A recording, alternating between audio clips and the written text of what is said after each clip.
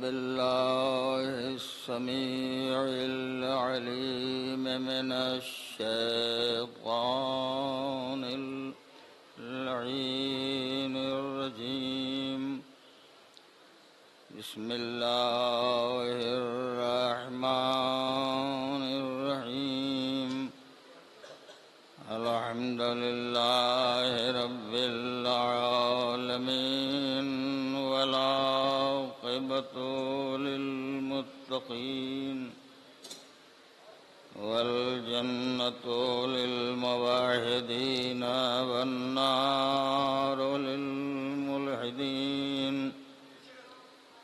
والصلاة والسلام والتحية والإكرام على الرسول النبي وعلى أهل بيته الطيبين الطاهرين المعصومين الذين أذهب الله عنهم الرجس وطهرهم تطهيرا.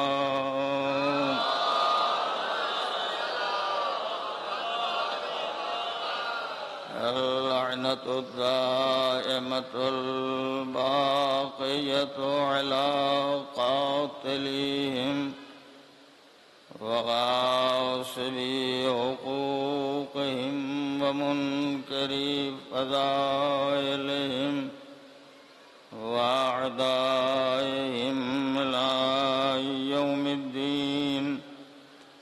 أما بعد، فقد قال الله الحكيم في كتابه الكريم وهو أصدق القائلين وقوله الحق.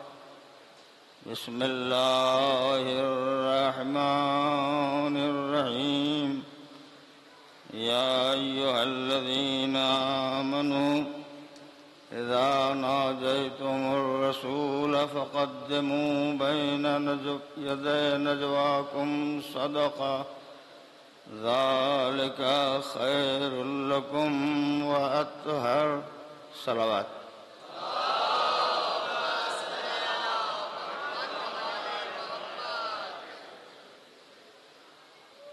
دیکھیے، میرے ساتھ اکثر یہ حادثہ ہوتا رہتا ہے اور آج بھی یہ حادثہ ہے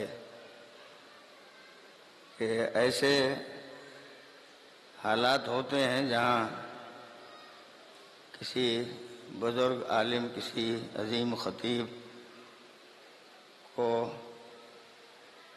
پہلے پڑھوا دیا جاتا ہے اور مجھ ناچیز کو بعد میں دعوت دی جاتی ہے. اور ہوتا یہی ہے کہ شوق میں جس کو سننے کے لیے لوگ آتے ہیں، اسے سننے کے بعد سارا شوق ختم ہو چکا ہوتا ہے، بس خانہ پوری رہ جاتی ہے.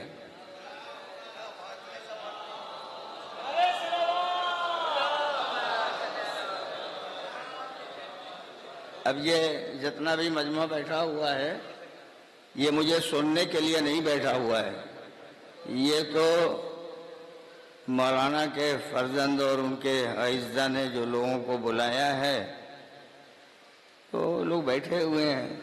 اب اس کے بعد بھی ہو سکتا ہے کچھ اور مزید،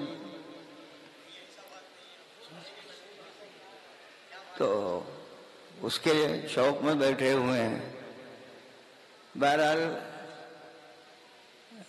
اس دیوانے کو یہاں بٹھا دیا گیا ہے جو دو چار باتیں آپ کی خدمت میں گزارش کرے گا. لیکن کبھی کبھی دیوانوں کی باتیں سن لینا چاہیے. اگر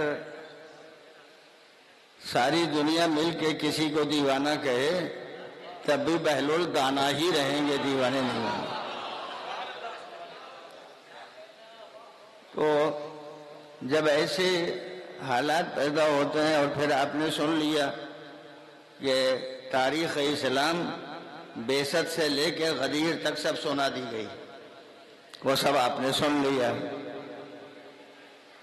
اور یہ منزل وہ ہے کہ جہاں ابھی 2 روز پہلے غدیر کا واقعہ، اس کی تاریخ تھی، خیر محفلیں بھی خوب ہوئی ہوں گی،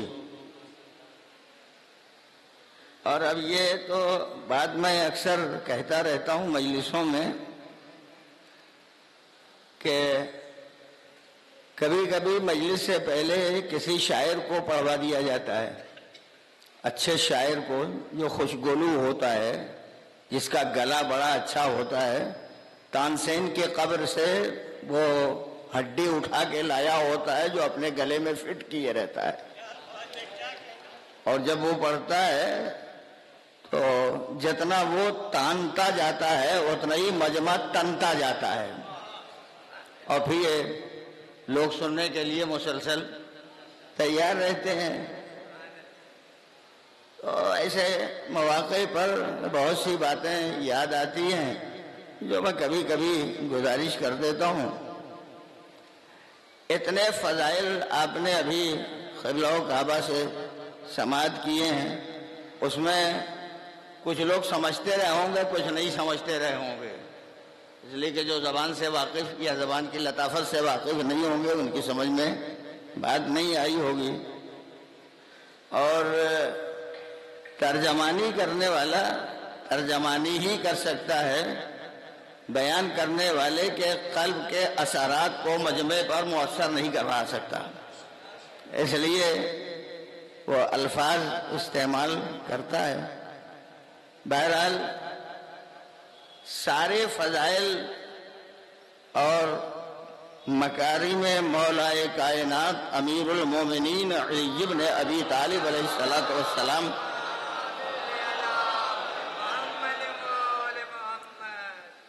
میں سے ایک فضیلت میں آپ کے خدمت میں گزارش کرتا ہوں، جسے علامہ شہاب الدین مرشی نے اپنی کتاب میں تحریر فرمایا ہے،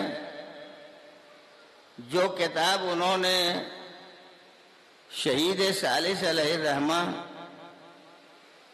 کی کتاب کے شرح کے عنوان سے یا حاشیے کے عنوان سے تحریر فرمایا ہے۔ اس کے پہلی جلد کے مقدمے میں انہوں نے لکھا ہے، اور وہ شاعر کا ایک شعر بھی انہوں نے نقل کیا ہے کہ علی کی مثال وہی ہے جو عربی فارسی کے الفابیٹس میں الف کی مثال ہے۔ نہیں، میں سمجھاؤں گا تب سمجھ میں آئے گی بات۔ حروف تہجی جتنے الفابیٹس ہیں عربی میں، فارسی میں، اردو میں، ان میں جو منزل الف کی ہے وہی منزل پوری کائنات اسلامی میں مولائے کائنات کی ہے۔ اب الف کی منزل کو سمجھانے کے لیے چند لفظیں مجھے استعمال کرنا پڑیں گی۔ جو بچے انگلش میڈیم اسکول میں پڑھتے ہیں وہ تو سمجھ نہیں پائیں گے، اس لیے کہ انہیں الف کا پتہ ہی نہیں ہے، لیکن میں انہیں بھی سمجھانے کی کوشش کروں گا، اور جو مکتب میں، مدرسے میں یا دینی تعلیم حاصل کر رہے ہیں یا کر چکے ہیں انہیں پتہ ہوگا۔ میں لکھتا ہوں اور یہاں بھی جگہ جگہ لکھا ہوگا، مولانا اطہر صاحب کے نام میں پہلا حرف کون سا آتا ہے؟ الف۔ الف کیسے لکھا رہتا ہے؟ یہ لامبا، جب لامبا سا الف لکھا رہتا ہے تو علماء حروف سے پوچھئے کہ یہ جو الف لکھا ہوا ہے اس کا سر یہ اوپر ہے اور اس کا قدم نیچے، بالکل آسانی سے بات ذہن میں چلی جائے، اس لیے میں دوہرا بھی سکتا ہوں۔ اوپر سر، نیچے قدم۔ اکیلا حروف تہجی میں الف وہ حرف ہے جو کسی حرف سے ملنے نہیں جاتا۔ یعنی میں سمجھانے کی کوشش کروں گا، جتنے حروف ہیں وہ الف سے ملنے آتے ہیں، الف کسی حرف سے ملنے نہیں جاتا، اور جس دن ملنے چلا جائے گا الف الف نہیں رہ جائے گا۔ دوسرے آئے ملنے کے لیے، وہ ملاقات کریں گے۔ ابھی میں نے عرض کیا یہ الف کا سر، یہ الف کا قدم۔ اور جب کوئی حرف ملنے کے لیے چلتا ہے الف سے، تو الف عالم معنی سے آواز دیتا ہے، اگر ملنا ہے تو میرے قدموں میں آؤ۔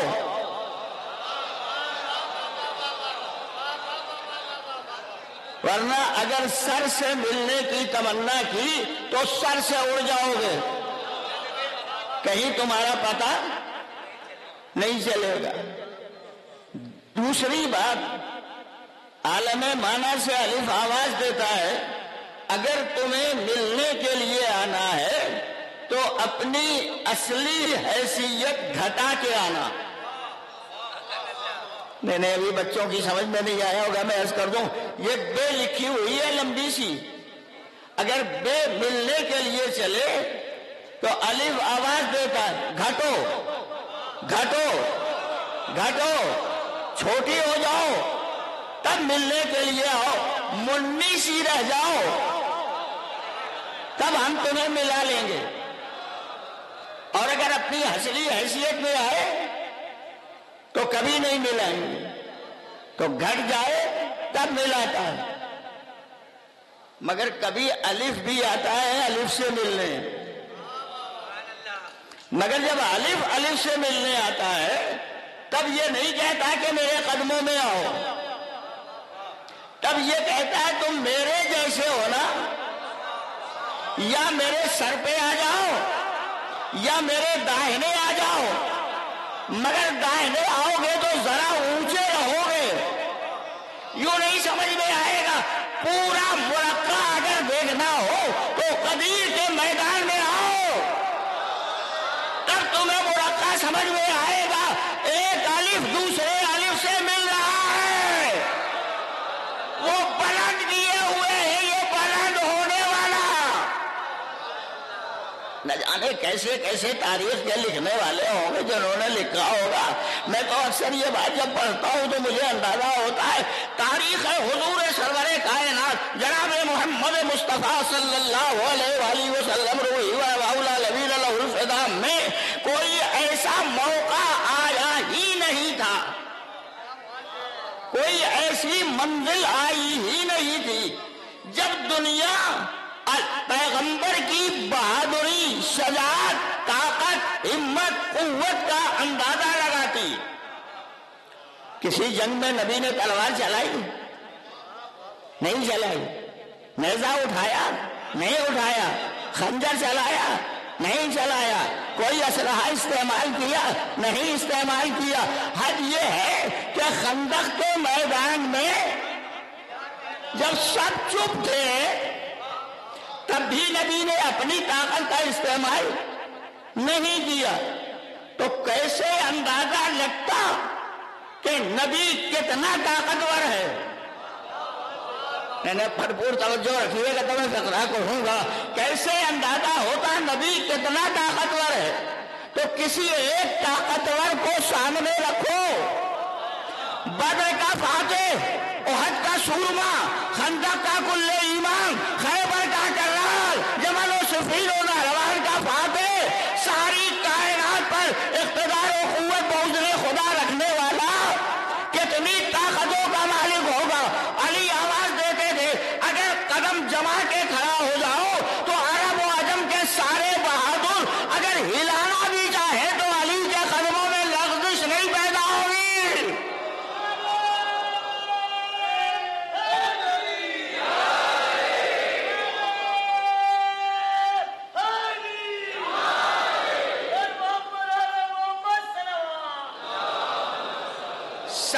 قوت اور طاقت رکھنے والا میرا مولا نبی آج علی کو اٹھا نہیں رہے ہیں. غدیر کے میدان میں نبی نے علی کو بلند نہیں کیا ہے. 1.25 لاکھ کے مجمع سے گواہی دلا رہے ہیں پہچانو رحمت للعالمین کتنا طاقتور ہے. وہ علی جس کے ہاتھوں کا خیبر کا در، اس کے ہاتھوں کا نبی اسے اٹھائے ہیں. اب تو طاقت کا اندازہ ہوگا کتنی قوتیں رکھنے والا، کتنی طاقت رکھنے والا ہے. یہ منزلیں سب آپ برابر پہچانتے رہتے ہیں. تو جب ملائے گا اپنے جیسے کو تو سر پہ بیٹھا لے گا یا داہنے رکھے گا ذرا بلند ایسا بلند کہ ادھر سے دیکھو تو جو ملا رہا ہے وہ نظر نہ آئے، جو مل رہا ہے وہ نظر آئے. غدیر میں یہی تو ہوا تھا. نبی نے اٹھایا، کسی بچے کو تھوڑی اٹھایا تھا، کسی چھوٹے سے بچے کو تھوڑی اٹھایا تھا. بھرپور جوانی علی کی، رحمت للعالمین کے دست مبارک، علی کو اٹھایا اور بلند کیا جا رہا ہے. نبی آپ اٹھا رہے ہیں؟ کہاں اٹھا رہا ہوں. جب بھرپور جوانی کا آدمی کو اٹھایا جائے گا تو اٹھانے والا کتنی اونچائی تک لے جائے گا. اتنا ہی اونچا لے جائے گا کہ اپنے قد کو چھپا لے، اور جسے اٹھایا ہے ظاہر رکھے. ہمیں دنیا نے اس سے بڑی علی کو دیکھ کے عبادت کہاں ہوئی ہوگی. النظر الی وجہ علی عبادہ. نبی چھپ چکا ہے، علی نظر آ رہے. امت اسلامیہ سے پوچھو کسے دیکھ رہے ہو؟ کون تمہیں نظر آ رہا ہے؟ سوائے علی کے کوئی دوسرا نظر نہیں آ رہا ہے. اور جب نظر نہیں آ رہا ہے کوئی دوسرا تو علی کو مسلسل دیکھ رہے ہیں. حج کی عبادت کر کے لوٹنے والے جو منزلیں چھوڑ دیے مولانا، جو 4 منزلیں میں گزارش کیا دیتا ہوں، واپس آنے والے روک دیا نبی نے بحکم خدا. کیا روکو؟ یہاں جو نہیں آئے ہیں ان کا انتظار کر لو، جو آگے بڑھ گئے انہیں بلا لو. 2 منزلیں ہیں نا. آنے والوں کا انتظار کرو، جانے والوں کو بلاؤ. جو آگے بڑھ گئے انہیں بلاؤ، جو پیچھے رہ گئے ان کا انتظار کرو. تو غدیر کے میدان میں 2 طرح کے لوگ تھے. ایک جو پیچھے رہ گئے ان کو بلایا، ایک جو آگے بڑھ گئے تھے انہیں بلایا. آگے بڑھنے کا نام ہے غلو، پیچھے رہنے کا نام ہے تقصیر. نبی نے غدیر کے میدان میں سب کو اکٹھا کر کے بتایا، نہ غالی بننا نہ مقصر بننا. مرکز پہ رہو تو صحیح علی والے کہلاؤ گے. ایک صلوات پڑھ دے محمد اور آل محمد.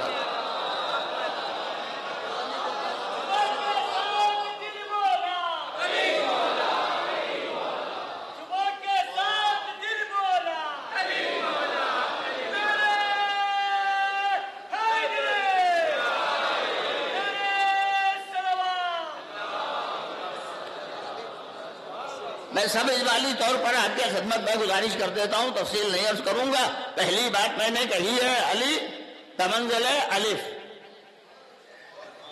بمنزل الف پرانے زمانے میں جو لوگ بچوں کو پڑھاتے تھے تو وہ بتاتے سیٹھے کے قلم سے لکھوایا جاتا تھا. تب کہتے تھے نوک پلک صحیح رہے، ادھر نوکیلا ذرا بیچ میں موٹا، پھر نوک صحیح رہے. اس زمانے میں جب ڈاک پین سے لکھوایا جاتا ہے تو اب نوک پلک کا تو سوال ہے. سوال کھینچا الف بن گیا نا، اور جو الف بن گیا وہی ایک ہے، جو الف بن گیا وہی ایک ہے۔ میں ایک مسئلہ حل کرنا چاہتا ہوں۔ روز سوال ہوتا ہے جب علی کے اتنے فضائل تھے تو علی کو چوتھی منزل پر دنیا نے کیوں رکھ دیا؟ میں بہت خوش ہوتا ہوں، قسم ہے اگر چوتھی منزل پہ رکھا تو انہوں نے اپنے خیال میں علی کی منزلت گھٹانے کی کوشش کی تھی، گھٹی نہیں۔ میں منزلت اس کی گھٹتی ہے جس کی منزلت عارضی ہوتی ہے، ٹمپریری منزلت والوں کی منزلت گھٹتی ہے، جن کی منزلت اصلی ہوتی ہے وہ گھٹتی نہیں ہے۔ تو یہ ایک بن گیا۔ جب ایک بنا، اب میں سارے بچوں سے بھی عرض کرتا ہوں، بزرگوں سے معذرت کے ساتھ، یہ ایک بنا، اس کے بائیں ایک زیرو لگا دو، بڑھا۔ ہمیں بائیں ایک زیرو لگایا تو ایک بڑھا کے گھٹا، اپنی جگہ ہے۔ پھر دوسرا زیرو لگا دو، نہیں آپ سوچیے نہیں، کچھ ذہن میں دوسرا خیال نہ پیدا کیجیے گا۔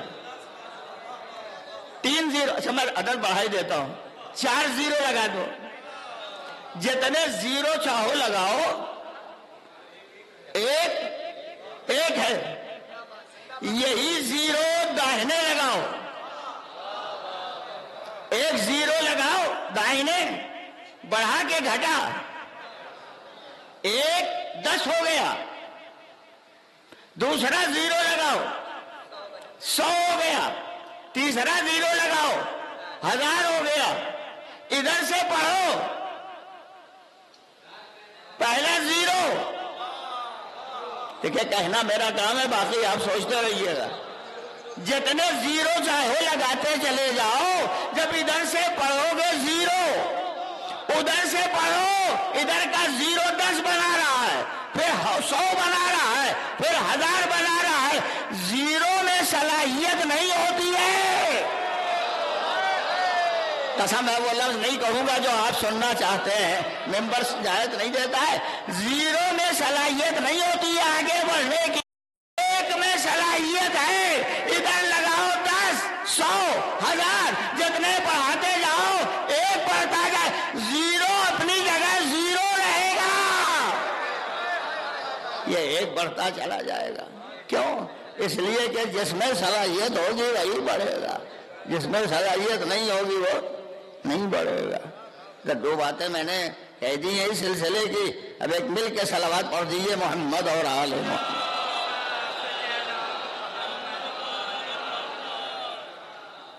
باتیں تو بہت ساری تھیں اور میں پڑھتا بھی دیر تک، اس لیے کہ میرے بہت قریبی دوست تھے اور میں نے قرآن مجید کی آیت بھی منتخب کر کے نکالی تھی جس میں لفظ اطہر آ جائے، تو بہت کچھ خیال تھا کہ گزارش کروں گا، مگر اب وہ وقت نہیں رہ گیا ہے، لہذا یہ بھی سوچنا پڑتا ہے مجمع جاگتا کیسے رہے۔ نہیں ابھی جاگ جائیے گا، کوئی مسئلہ نہیں ہے میرے لیے۔ ایک دفعہ مل کے صلوات پڑھیے۔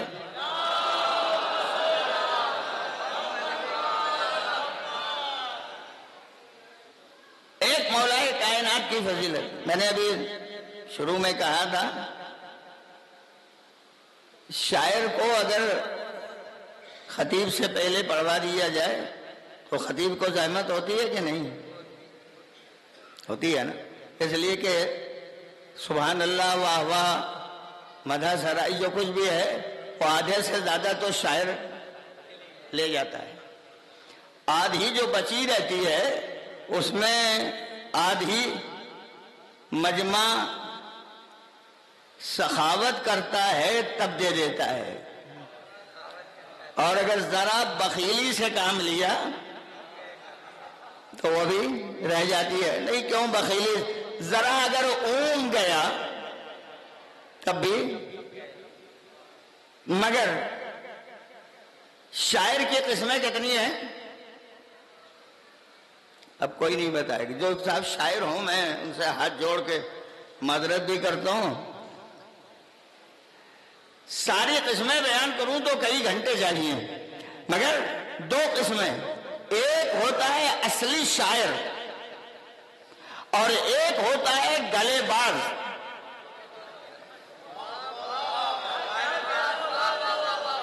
ہمارے معاشرے کا المیہ یہ ہے کہ شاعر کی کوئی آبرو نہیں ہے، گلے باز کی آبرو ہے۔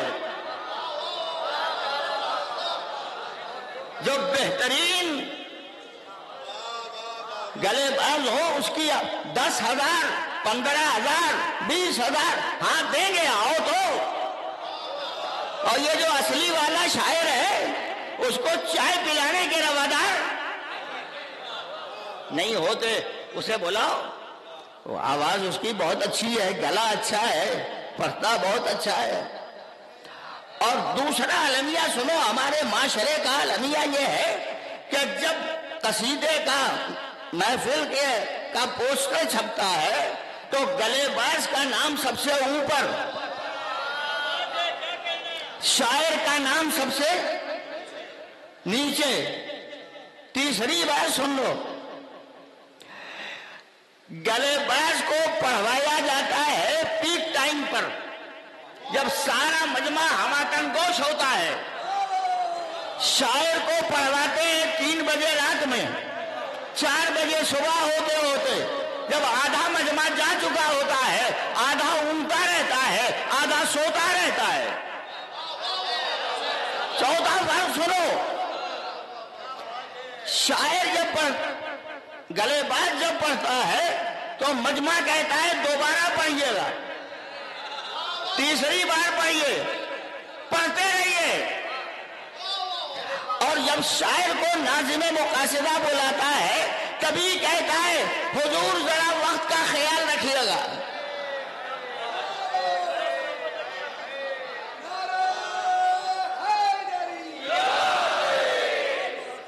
وقت کا خیال رکھیے گا۔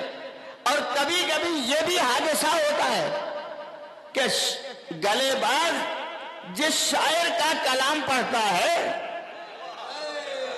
وہ شاعر وہی بیٹھا ہوتا ہے، کلیجے پہ ہاتھ رکھ لیتا ہے، کہا میں نے تعریفیں یہ وصول کر رہا ہے، میرے کلام کا سننے والا کوئی نہیں، سنتا رہتا ہے۔ اب میں عرض کرتا ہوں عزیزو، یہ جو گلے باز ہے اس کو ادب کی زبان میں متشاعر کہا جاتا ہے۔ شاعر کون ہوتا ہے؟ جو بحر جانتا ہے، ردیف جانتا ہے، قافیہ جانتا ہے، نظم کے لفظیں پہچانتا ہے، قصیدے کے الفاظ جانتا ہے، مرثیے کے لفظیں پہچانتا ہے، رباعی کے لفظیں جانتا ہے، نظم کے الفاظ کو پہچانتا ہے۔ نظم والے قصیدے میں نہیں لاتا، قصیدے والا مرثیے میں نہیں لاتا، مرثیہ والا رباعی میں نہیں لاتا، اور دوسرے صنف سخن کے الفاظ کسی اور میں نہیں لاتا ہے۔ جو جس کا مخصوص لفظ ہے اسے استعمال کرتا ہے، یہ شاعر ہوتا ہے، شاعر ہوتا ہے۔ موٹا شاعر نہ ردیف کا پتہ، نہ قافیے کی خبر، نہ بحر کا اندازہ، کچھ نہیں ہے، مگر پڑھتا اچھا ہے۔ میں نے شروع میں کہا تھا یہ بیچارہ سفر کرتا ہوا کسی صحرا سے گزرا تھا، اسے پتا چل گیا کہ تانسین کی قبر یہی ہے، لہذا کھود کے اس نے وہ ہڈی گلے سے نکال لی تانسین کی، اپنے گلے میں فٹ کر لی۔ جب یہ تان دیتا ہے کیسے پتا چلے کہ یہ شاعر ہے یا موتا شاعر؟ پتا تب چلے گا جب کہیں بھول جائے، بھول جائے گا تو موتا شاعر بھولے گا تو کیا کرے گا؟ اتنا یہاں سے لے کے کلکتے تک کھینچے گا کہ وزن میں آ جائے، وزن میں آ جائے، کھینچتا چلا جائے گا۔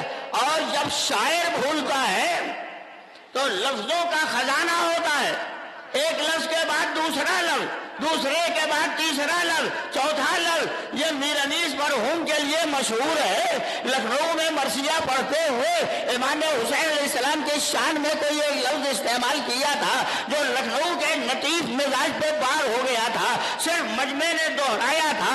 میر انیس مرحوم نے ممبر پر بیٹھے ہوئے دوسرا لفظ اسے دہرایا، تیسرا لفظ اسے دہرایا، چوتھا لفظ۔ جب یہ مسلسل دہراتے رہے تب سمجھ میں آیا کہ شاعر وہی ہوتا ہے جس کے پاس لفظوں کا خزانہ ہوتا ہے، وہ متشاعر ہوتا ہے جو صرف آواز کے سہارے مجمع کو آگے بڑھاتا ہے۔ متشاعر کون ہوتا ہے؟ کلام کسی اور کا ہوتا ہے، بھائی یہی لفظ ضائع نہ جانے دینا، کلام کسی اور کا ہوتا ہے، گلا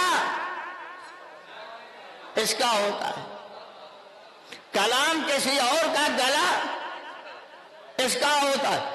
لیکن ناظم مقاصدہ بہت ہوشیار ہوتا ہے۔ یہی کے تھے مرحوم، نام آپ کو یاد آ گیا ہوگا؟ ہاں مجھے بھی یاد ہے، مگر میں نے چھوڑا کہ آپ کو یاد ہے کہ نہیں۔ یہی کے تھے، نکل کرتے۔ میرا کئی بار سابقہ ہوا ہے اور میں نے دیکھا ہے کہ اللہ نے ان کو حافظہ اتنا مضبوط دیا تھا، شاعر کا کلام ایک دفعہ سنتے تھے اور پورا قصیدہ انہیں یاد رہ جاتا تھا۔ ایک بہت بڑی محفل میں انہوں نے، ایک شاعر نے دوسرے کا قصیدہ اپنے نام سے پڑھا۔ دیکھیے بے عزت نہیں کرتے تھے مرحوم کسی کو، مگر بڑی خوبصورتی کے ساتھ بات کہتے تھے۔ جب کھڑے ہوئے نظامت کے لیے تو انہوں نے کہا کہ بھائی جس بحر اور قافیے میں یا جس قافیے اور ردیف میں آپ نے کلام سنایا ہے اس کے 3-4 شعر مجھ سے سن لیجیے۔ وہ سنا دیا انہوں نے۔ اب وہ سمجھ تو گیا کہ یہ میں نے چھوڑ دیا تھا، انہوں نے سنا دیا۔ تو اگر شاعر ہوتا ہے تو اس کے پاس اپنا کلام ہوتا ہے۔ اسی لیے ناظم مقاصدہ جب شاعر کو بلاتا ہے تب کہتا ہے اب کلام شاعر بزبان شاعر، شاعر کا کلام سنو شاعر کی زبان سے۔ کیا کہوں عزیزو، بالکل میرے مولا امیر المومنین علی ابن ابی طالب علیہ السلام کی فضیلت کا وہ منزل آ گئی ہے جسے میں ذکر کرنا چاہتا ہوں۔ ولادت باسعادت کہاں ہوئی؟ ہمیں دل سے بولو، یاد ہے کہ نہیں؟ دیکھیے ایک صاحب بولے زور سے، باقی سارا مجمع ہمیں یاد تو سبھی کو ہوگا، اس لیے کہ 13 رجب کی محفل تو ہر جگہ ہوتی ہے، تو اس میں جھجکنے کیا بات ہے؟ کہاں ہوئی ولادت باسعادت؟ خانہ کعبہ میں۔ تاریخ 13 رجب، سناٹا چھا گیا نا، سن نہیں یاد ہے۔ کیا کروں میں بچوں سے ہی معذرت کے ساتھ یہ کہتا ہوں، تمہیں کرکٹ کے پلیئرز کے پیدا ہونے کی جگہ اور سن یاد ہے؟ مولا کی ولادت کا سن؟ الحمدللہ، بہت دیر میں بات کہی ہے آپ نے، بہت اچھا کی، اور زور سے کہو تاکہ جنہیں نہیں یاد ہو وہ بھی یاد کر لیں۔ خانہ کعبہ میں ولادت ہوئی، ساری تفصیلات نہیں عرض کروں گا۔ 3 دن یا بروایت 4 دن خانہ کعبہ میں رہے۔ آئے کیسے؟ جناب فاطمہ بنت اسد خانہ کعبہ کے دیوار سے اپنے شکم کو مس کر کے دعا کرتی ہیں، تیرے انبیاء پر ایمان لائی، تیرے رسولوں پر ایمان لائی، تیری کتابوں پر ایمان لائی، تیرے صحیفوں پر ایمان لائی، اور اس بچے پر ایمان جو میرے شکم میں ہے ایمان رکھتی ہوں، مشکل میری آسان کر دے انبیاء اور مرسلین کا واسطہ۔ اب شاعر لوگ کیا کروں، معذرت کر کے پڑھتا ہوں، شاعر یہی کہتے ہیں خانہ کعبہ کی دیوار، بولو جلدی، خانہ کعبہ کی دیوار شق ہوئی، اسی پر مجھے اعتراض ہے۔ شک ہونا کہتے ہیں کریک ہونے کو. کریک ہو تو اسے کہتے ہیں شک ہونا. کعبے کی دیوار کریک نہیں ہوئی تھی. جب دیوار کریک ہوتی ہے جو کھڑا ہوتا ہے ڈرتا ہے کہیں گر نہ جائے. اللہ رے ایمان فاطمہ بنت اسد دیکھ رہی ہیں کریک نہیں ہوئی ہے. دیوار میں در بنا تاکہ حیدر آئے. در بنے گا تو ادھر کی دیوار ادھر, ادھر کی دیوار ادھر. جانے والا چلا گیا, تفصیلات چھوڑ دیتا ہوں. مولا کائنات کی ولادت ہوئی جوف کعبہ میں. نہ آنکھ کھولی, نہ روئے, نہ بولے. تین باتوں کا تذکرہ تو ملتا ہے, آنکھ کھولی نہیں, بولے نہیں, روئے نہیں. چوتھے دن جب ماں آغوش میں لے کر چلی, اب یہ تشبیہ دینا میرا کام ہے, آپ سمجھتے رہیے گا. چوتھے دن ماں آغوش میں لے کے چلی. اب آپ سے پوچھتا ہوں پھول بننے سے پہلے کیا کہلاتا ہے؟ کلی. کلی کسے کہتے ہیں؟ مشکل ہوئی نا. کلی اسے کہتے ہیں جس کا دہن بند ہو. کلی اپنا دہن کب کھولتی ہے؟ سپہر کی ہوا میں, باد سموم میں, لو میں, جھکڑ میں نہیں, نسیم سحری چلے, کلی کے سفید رخ سے مس ہو کے گزر جائے تو کلی اپنا دہن کھول دیتی ہے. جب تک کلی دہن نہ کھولے پتہ نہیں چلتا بیلا ہے, چمیلی ہے, گلاب ہے. نہیں, دہن کھولے تب خوشبو کا پتہ چلتا ہے. مگر یہ بھی طے ہے ہر کلی کی خوشبو ایک ہوتی ہے, دو نہیں, تین نہیں, چار نہیں. بیلا ہے تو بیلے کی خوشبو, گلاب ہے تو گلاب کی خوشبو, چمیلی ہے تو چمیلی کی خوشبو.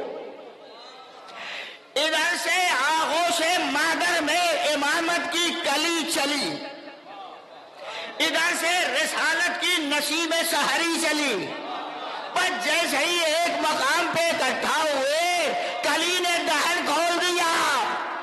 ہر کلی کی خوشبو ایک ہوتی ہے. امامت کی کلی نے دہن کھولا تو توریت کی خوشبو, زبور کی خوشبو, انجیل کی خوشبو, قرآن کی خوشبو. اور جیسے ہی آئے رحلے رسالت پر, کہا پڑھو, ہاں پڑھو. کہنے والا بھی مطمئن ہے, سنانے والا بھی مطمئن ہے, سنانے والا بھی مطمئن ہے. یہ بتائیے قرآن آیا ہے, نازل ہوا نہیں, ابھی نہیں نازل ہوا. اب پڑھا علی نے, پڑھا, ابھی میں بعد میں تشریح کروں گا. علی نے پڑھا تو کون سا قرآن پڑھا؟ کون سا قرآن پڑھا؟ وہ قرآن انہو لقرآن کریم فی کتاب مکنون لا یمسہ الا المطہرون. چھپا ہوا قرآن جو ابھی آیا نہیں وہ علی نے پڑھا. دنیا پڑھتی ہے چھپا ہوا قرآن, علی نے وہ قرآن سنایا ہے جو چھپا ہوا تھا. سنا دیا. جب سنا دیا تو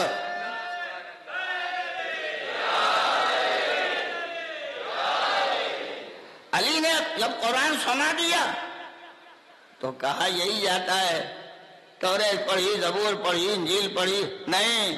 علامہ مجلسی علیہ الرحمن صاحب روضۃ الواعظین کے حوالے سے اپنی کتاب بحر الالوان میں تحریر فرمایا ہے, علی نے جب پڑھنا شروع کیا تو جو صحیفہ آدم کو ملا وہ سنایا, جو نوح پہ آیا وہ سنا, جو ابراہیم پہ آیا وہ سنایا, جو موسیٰ و عیسیٰ پہ آیا وہ سنایا. سارے صحیفے سنا دیے.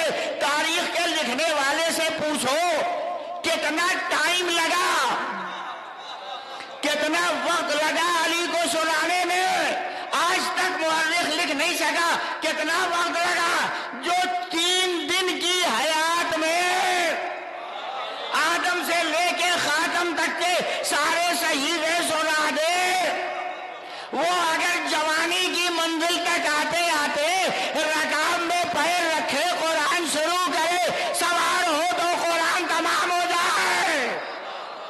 کوئی تعجب کی منزل نہیں ہونا چاہیے.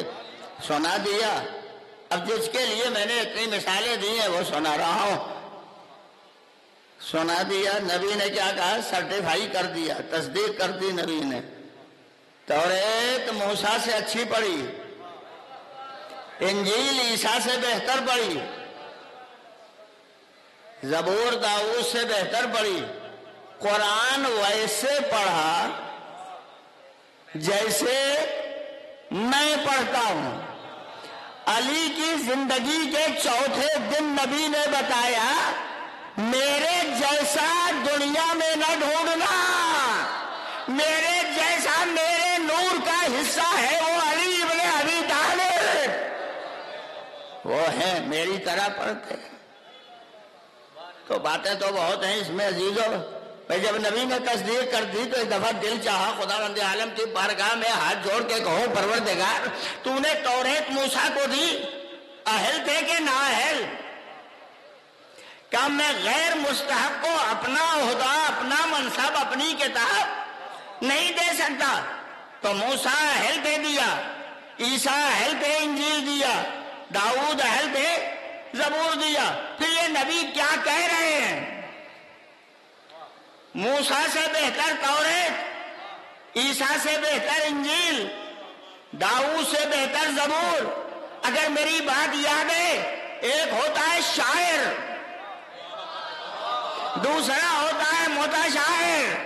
متشاعر کسی اور کا کلام سناتا ہے، شاعر اپنا کلام سناتا ہے. نبی نے کیا کہا؟ ان سے بہتر، ان سے بہتر، ان سے بہتر. اس لیے کہ داؤد جب کلام سنا رہے تھے کلام تھا خدا کا، سنا رہے تھے داؤد. موسیٰ جب توریت پڑھ رہے تھے کلام تھا خدا کا، سنا رہے تھے موسیٰ. عیسیٰ جب انجیل سنا رہے تھے کلام تھا خدا کا، سنا رہے تھے عیسیٰ. مگر آج جب علی سنا رہے تھے کلام اللہ، لسان اللہ سے سنایا جا رہا تھا. کلام بھی خدا کا تھا، زبان بھی خدا کی تھی. ایک صلوات پڑھ دیں محمد اور آل.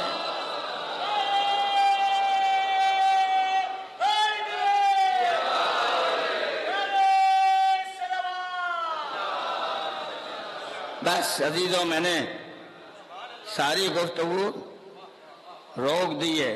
ارشاد ہوا ہے قرآن مجید میں یا ایھا الذین آمنوا، اے ایمان لانے والو، اذا ناجیتم الرسول، جب تم رسول سے تنہائی میں بات کرو، نجوا کرو، فقدموا بین یدی نجواکم صدقہ، تو جب بھی نجوا کرو تو صدقہ دو. ذالک خیر لکم، یہ تمہارے لیے بہتر ہے. وَأَطْہَرُ، اور بہت زیادہ پاکیزگی کا ذریعہ ہے. فَإِن لَمْ تَجِدُوا، اور اگر نہ پاؤ کوئی چیز جو صدقے میں دے سکو، فَإِنَّ اللَّهَ غَفُورٌ رَحِيمٌ، تو اللہ بخشنے والا بھی ہے، رحم و کرم کرنے والا بھی ہے.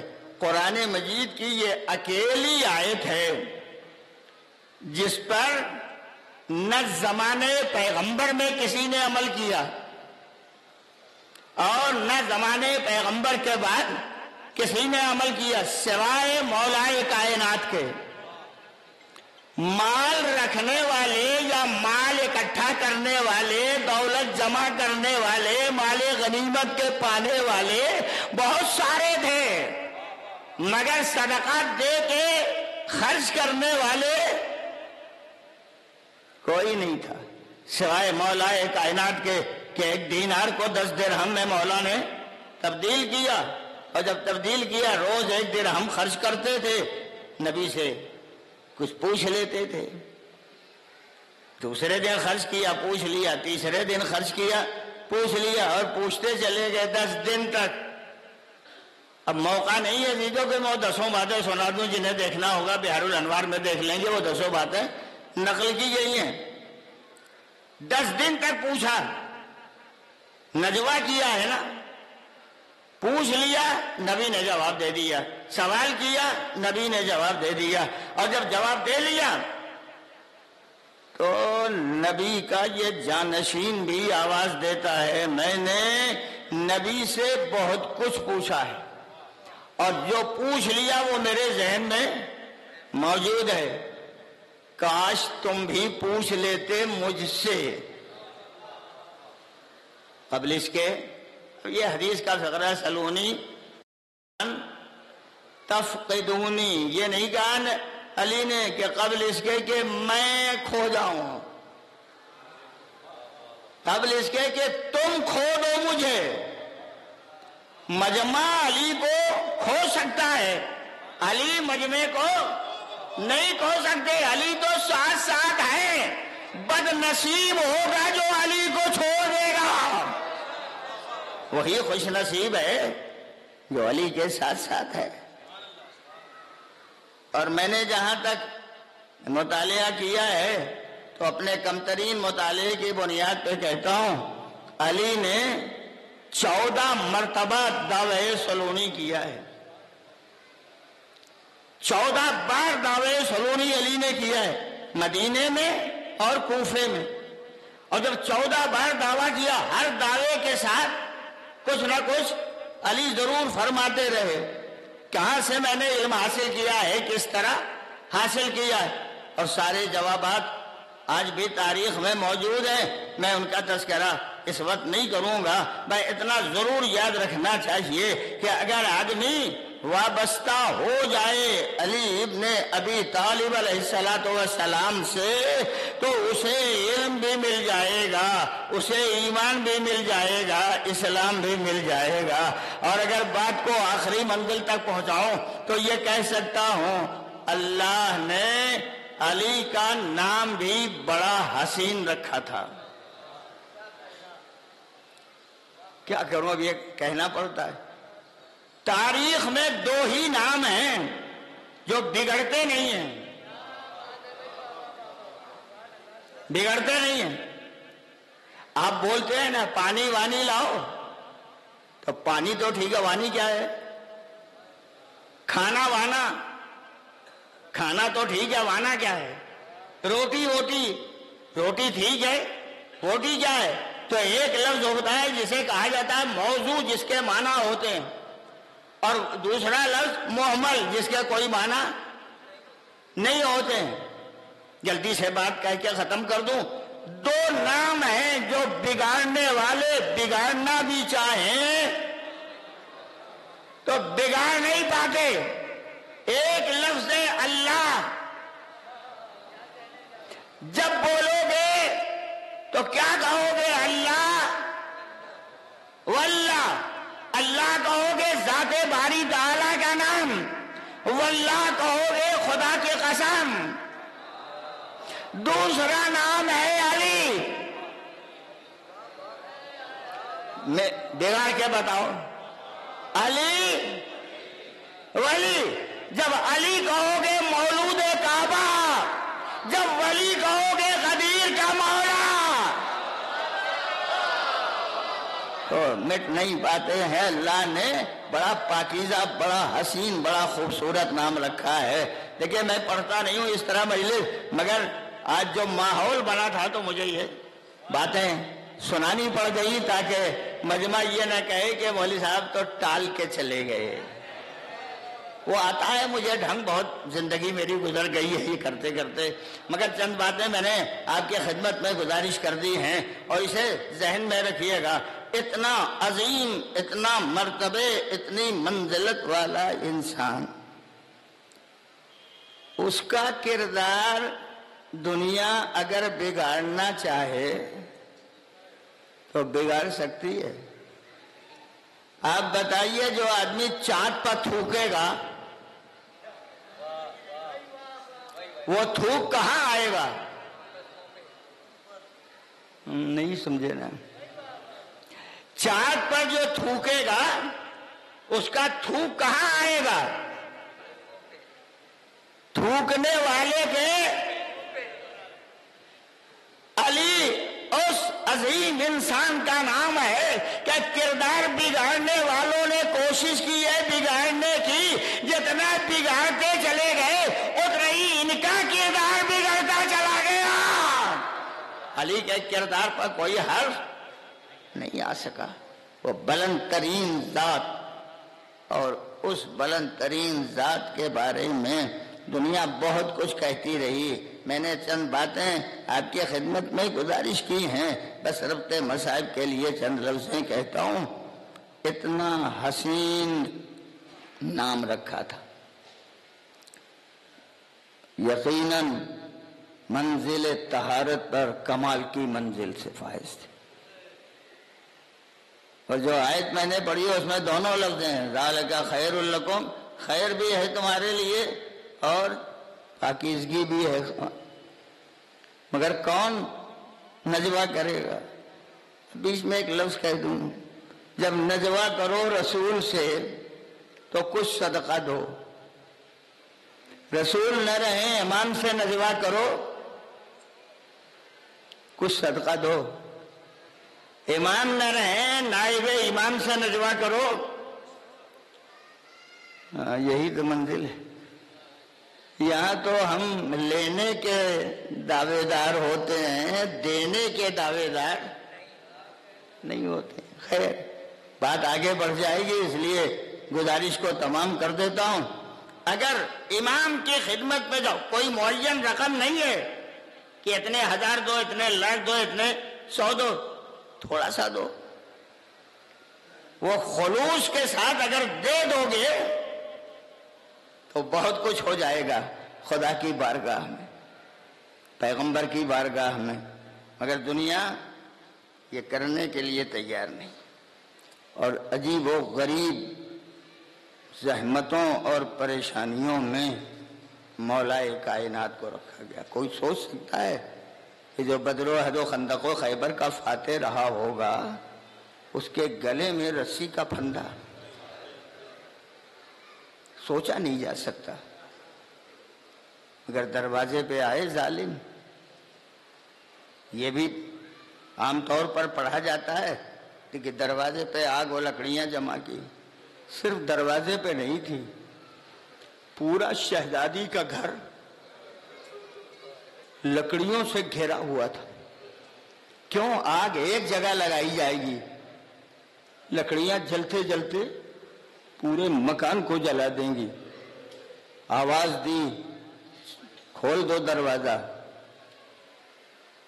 امامت و ولایت کی محافظ شہزادی زہرا نے آواز دی، دروازہ نہیں کھلے گا۔ کہا ہم جلا دیں گے، کہا وہ تمہارے اختیار میں۔ کہا جلتا ہوا دروازہ گرا دیں گے، کہا وہ بھی تم کر سکتے ہو۔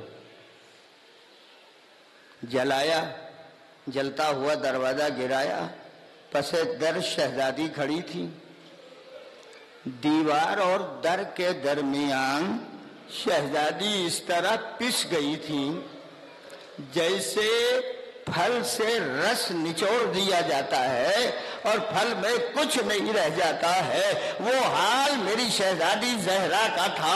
اتنا پس چکی تھی کہ پھر زندگی میں سیدھی کھڑی نہ ہو سکی۔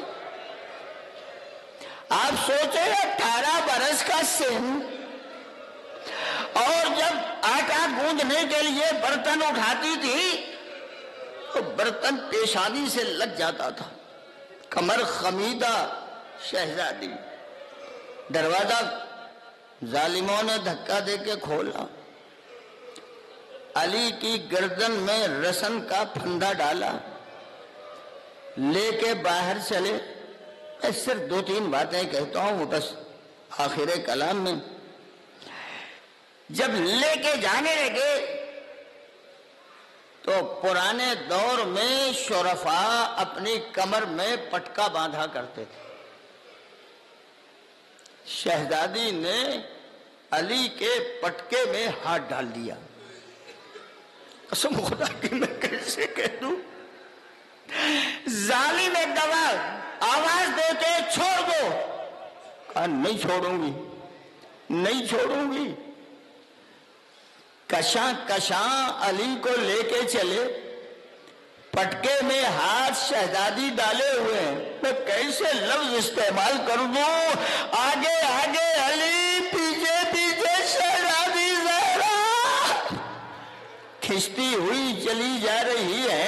ظالموں نے دیکھا شہزادی ہاتھ نہیں چھوڑیں گی، پٹکا نہیں چھوڑیں گی، میں دبا آواز دی کوئی درہ لگاؤ تاکہ شہزادی کا ہاتھ چھوٹ جائے۔ اب جو درہ لگایا ہاتھ چھوٹ گیا، تب شہزادی نے فریاد کی ہے خلو ابا الحسن، چھوڑ دو ابو الحسن کو ورنہ میں اپنے سر کے بال بکھرا دوں گی۔ ابھی کہا تھا شہزادی نے، مسجد کی دیواریں بلند ہو گئی، اتنی بلند ہوئی کہ گزرنے والا سوار گزر سکتا تھا۔ شہزادی آپ نے کہا تھا نا کہ میں اس پر کے بال کھول دوں گی، کھولے تو نہیں تھے نا۔ ہائے کربلا، جہاں آپ کی بیٹی شہزادی زینب، ام کلثوم بیبیاں سروں سے ردائیں چھن چکی ہیں، ننگی پشت ناکوں پہ انہیں بٹھا کے لے جایا جا رہا ہے۔ بس ایک منزل اور تمام کر رہا ہوں۔ مرحوم کے فرزند کی تسلی کے لیے مرحوم کی شریک حیات کی کو تعزیت پیش کرتے ہوئے میں دو چار جملے کہتا ہوں۔ بڑا بہترین وہ وقت رہا ہوگا جب جنازہ تیار ہوا، لے کے چلے، قبرستان تک پہنچے، قبر کے حوالے کیا۔ کیسے کہہ دوں بیٹا، تمہیں بھی تو یاد آیا ہوگا کہ سید سجاد اس نشیب کے پاس سے گزر رہے تھے جہاں باپ کا عوریاں لاشا زمین گرم کربلا پہ پڑا تھا۔ بیٹا دیکھ رہا ہے، ہتکڑیاں ہیں، بیڑیاں ہیں، توقے خاردار ہے، کمر میں لنگر ہے، کچھ نہیں کر سکتا بیٹا، چادر بھی نہیں ڈال سکتا۔ میں ایک منزل اور تمام کر رہا ہوں۔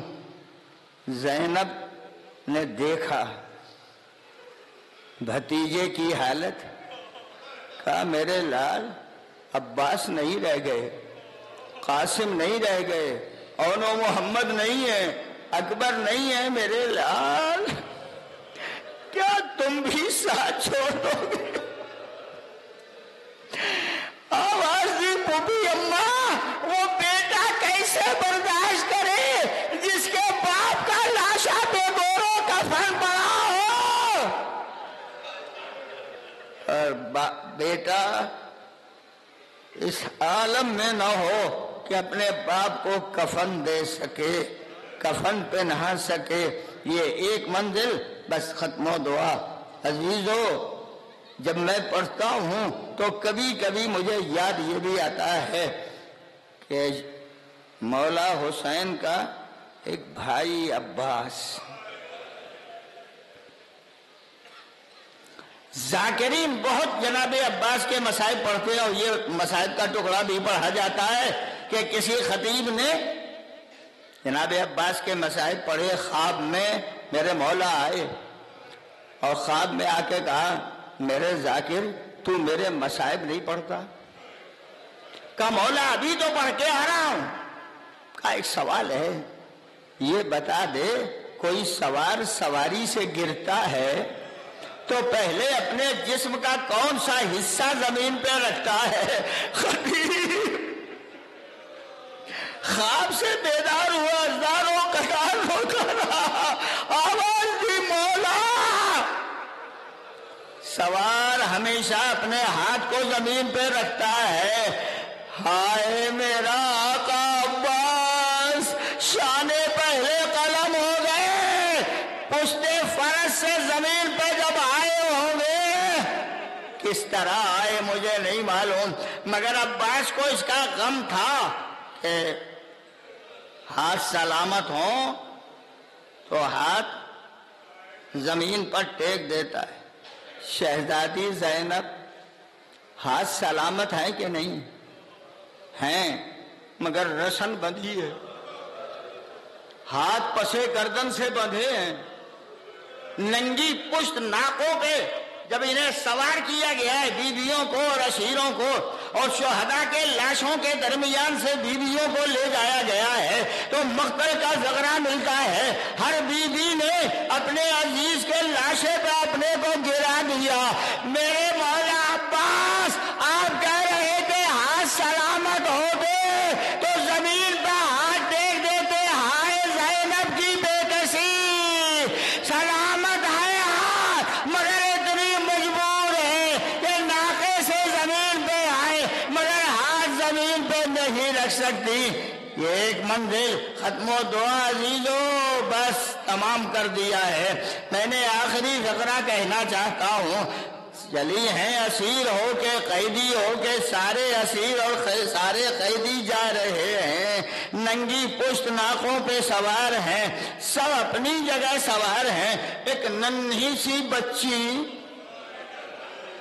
جو حسین کے سینے پہ سویا کرتی تھی، جس کے لیے مولا فرماتے تھے وہ گھر مجھے اچھا نہیں لگتا جس میں رباب اور سکینہ نہ ہو. ننگی پشت ناکے پر سوار. تفصیلات چھوڑ کے کہتا ہوں کئی جگہ بچی ناکے کی پشت زمین پر گری.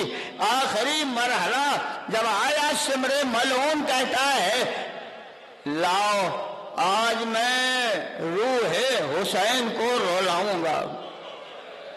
بچی کو ننگی پشت ناکے پر لٹایا، رسی منگائی، نیچے سے اوپر، اوپر سے نیچے رسی میں جکڑ دیا.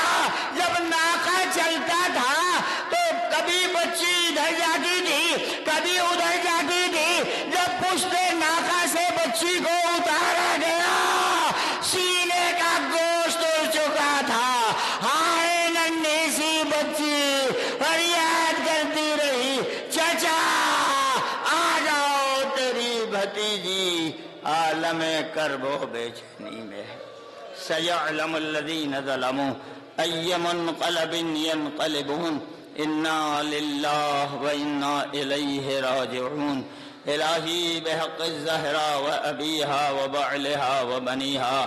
پروردگارہ واسطہ محمد اور آل محمد علیہ السلام کا تمام مومنین کو خوش و آباد رکھ. مومنین کی دینی دنیاوی جائز حاجتوں کو پورا فرما. خدایا ہم سب کو صراط مستقیم پر ثابت قدم فرما.